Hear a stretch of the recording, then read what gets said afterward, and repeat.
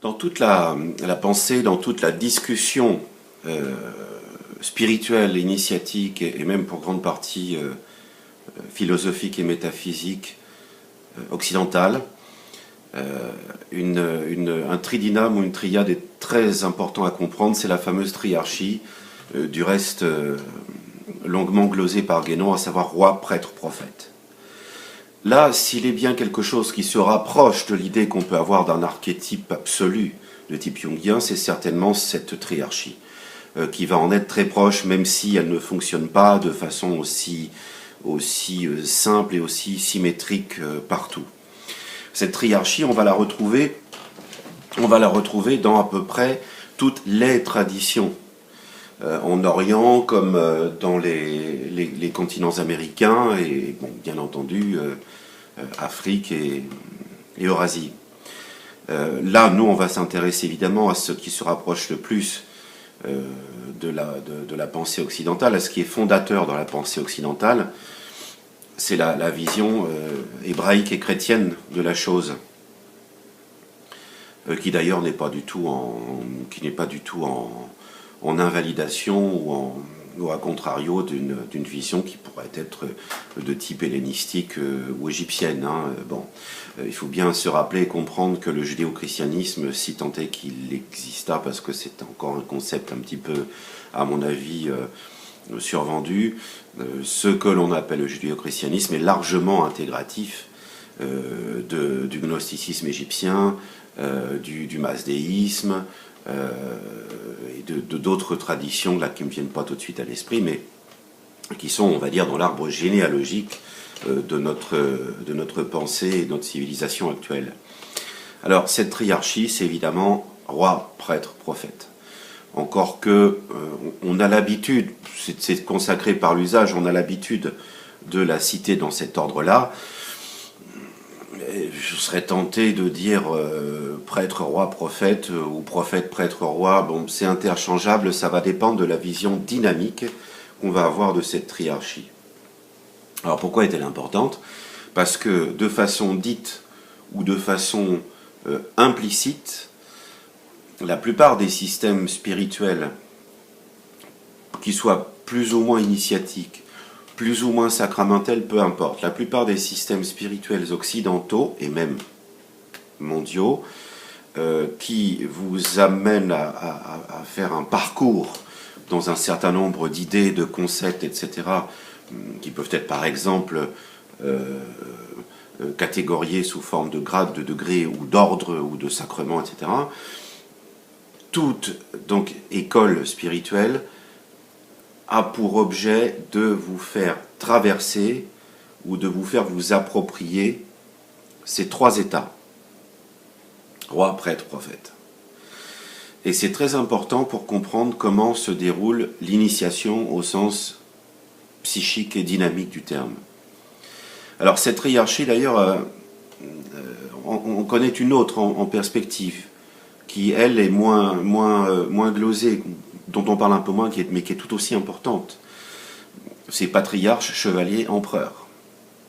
Ça, c'est très important, mais c'est, j'allais dire, plus typiquement occidental. Patriarche, chevalier, empereur, on va le retrouver dans tous les systèmes sacramentels et initiatiques. Et il faudra passer par ces états. Mais on va dire que cette triarchie est une parastase ou secondaire ou une hypostase de la première. Et ça, on verra, on en discutera un petit peu plus tard. Roi, prêtre, prophète, de façon immédiate, d'où cela provient-il? Alors, bien évidemment, on en parle beaucoup dans les milieux initiatiques et spirituels occidentaux par Guénon, mais il n'en est absolument ni le propriétaire ni l'inventeur. Ça nous vient bien évidemment de la Bible. Ça nous vient de la Bible, ça nous vient très essentiellement du chapitre 14 de la Genèse, du psaume 110 et de l'épître aux Hébreux, personnage de Melchisédek. Melchisédek, dans la Genèse 14, est un personnage qui est issu de nulle part. On ne sait pas trop d'où il sort, et pour comprendre que c'est un personnage qui vient d'une autre dimension, d'un autre plan, d'un autre aion, il faudra s'en référer à un certain nombre d'intertestamentaires, et en particulier à Enoch. En particulier à Enoch l'Éthiopien, si ma mémoire est bonne. Mais Melchisédek, en tout cas, dans le Tanakh, c'est-à-dire le canon juif, le canon hébraïque, comme dans le canon catholique ou le canon protestant ou orthodoxe, etc., son apparition est très, très furtive. Mais elle est extrêmement importante, à preuve, puisque le personnage de Melchisédek va littéralement hanter tous les systèmes d'initiation occidentaux, et le personnage de Melchisédek va être un fil rouge dans tous les sacrements chrétiens, et on va le retrouver de façon particulièrement forte, d'une part dans l'ordination de prêtres, et on va essayer de comprendre et d'expliquer pourquoi plus tard, et d'autre part dans certaines initiations Rose-Croix, je dis bien Rose-Croix, très fortes et thérapeutiques. Alors ce personnage Melchisédek, par rapport à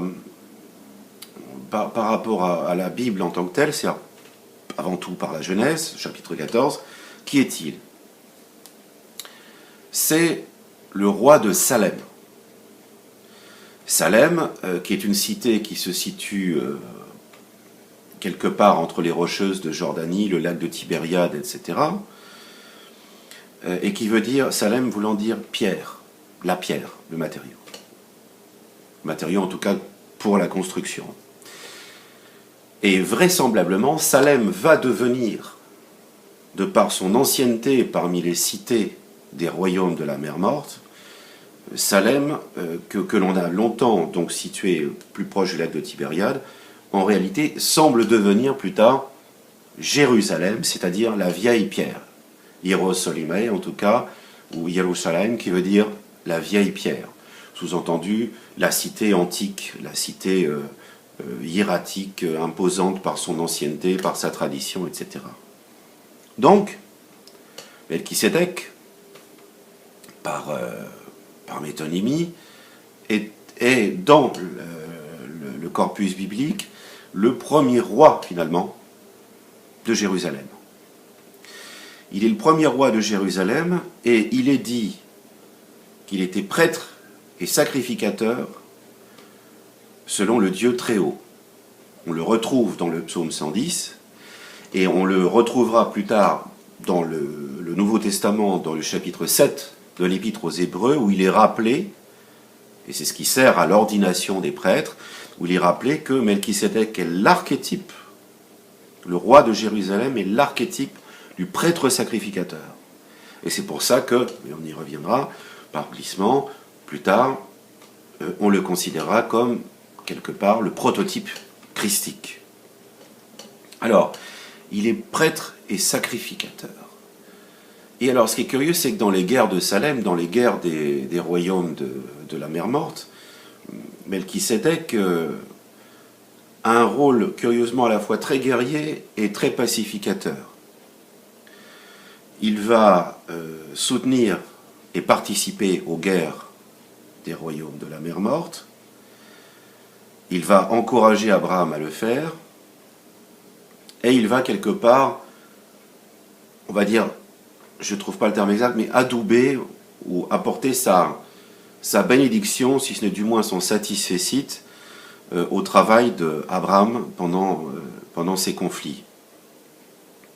Alors ce qui est très intéressant, c'est qu'Abraham est un patriarche, qui a un rôle de tout premier plan dans l'Ancien Testament, bien entendu, qui est quelque part l'ancêtre, à ce moment-là, le nouvel ancêtre immédiat de la plupart des populations de la Terre, après Noé, qui lui est l'ancêtre, encore que ce ne soit pas si clair que ça, mais l'ancêtre mythique unique de toutes les populations de la Terre, avec ses 3 enfants et sa famille proche, qui est encore un sujet un peu difficile, mais peu importe. Simplifions, parce que sinon on ne va pas s'en sortir. Donc Abraham est un patriarche fondamental dans l'histoire biblique et l'histoire hébraïque et chrétienne. C'est Abraham qui, de par son sacrifice et certains éléments fondamentaux de sa vie, va faire que de Hébreux, le premier peuple biblique devient juif. La tradition juive, sous ce mot, naît avec Abraham. Or, l'apparition de Melchisédek nous fait apparaître Abraham, finalement, quelque part comme un personnage un peu de second rang, puisque pour devenir ce qu'il est, quelque part dans sa réalisation, dans sa mission, si on peut l'appeler comme cela, il a besoin de Melchisédek pour, en quelque sorte, adouber, bénir sa mission. Et ce Melchisédek est un personnage, un potentat très à contrario de ce qu'on a l'habitude de voir à l'époque, tant au plan historique, si tant est qu'on puisse le resituer historiquement, qu'au plan de la narration mythologique dans la Bible. Un personnage paradoxal parce que il est donc quelque part un des rois les plus puissants, si ce n'est le prince le plus puissant du Proche-Orient, du monde de la Bible, on va dire. Mais en même temps, il est pacificateur. Il est paisible et pacificateur. Il mène les guerres de Salem par souci de défense et d'équilibre, mais il va faire quelque chose d'absolument unique et de fondateur dans l'Ancien Testament. Il va partager le pain et le vin avec ses ennemis et il va en partie libérer les prisonniers. Alors après, il y a différentes traditions, Midrashim, etc., qui disent non, il donne les prisonniers à Abraham, non, il en libère une partie, il libère tout le monde. Bon, ne rentrons pas encore une fois dans les détails, mais disons que d'habitude, ce genre, dans le récit biblique, ce genre de conflit se traduisait du côté des vaincus par ou une mise en esclavage très dure des vaincus, ou un massacre pur et simple, ou un panaché un peu des deux. Or là, Melchisédek, comme il est dit dans la tradition orale, après, va donner à manger à ses amis à la garde de son épée, mais il va nourrir ses ennemis vaincus à la pointe de son épée. Et Melchisédek va partager avec tous, vainqueurs et vaincus, le vin. Voilà qui est surprenant, et voici qui, bien entendu, appelle bien évidemment au sacrifice christique. Christ qui, lui, sera à la fois sacrificateur et sacrifié. Melchisédek, lui, retient son bras de sacrificateur sur le peuple vaincu et réalise le sacrifice quelque part de partager le pain, son pain, partager son pain et son vin avec les vaincus. Alors on ne s'étonnera pas, évidemment, de retrouver cette évocation dans l'ordination des prêtres chrétiens. C'est absolument fondamental. Donc, comme roi, il dénote une qualité tout à fait particulière, et c'est pour ça que c'est très important d'y passer dans les différents systèmes initiatiques et spirituels, passer par cet état, de traverser, de vivre cet état par des cérémonies, des initiations. Comme roi, ce n'est pas un roi qui porte un glaive sanglant, c'est un roi qui porte un glaive protecteur, magnanime, miséricordieux.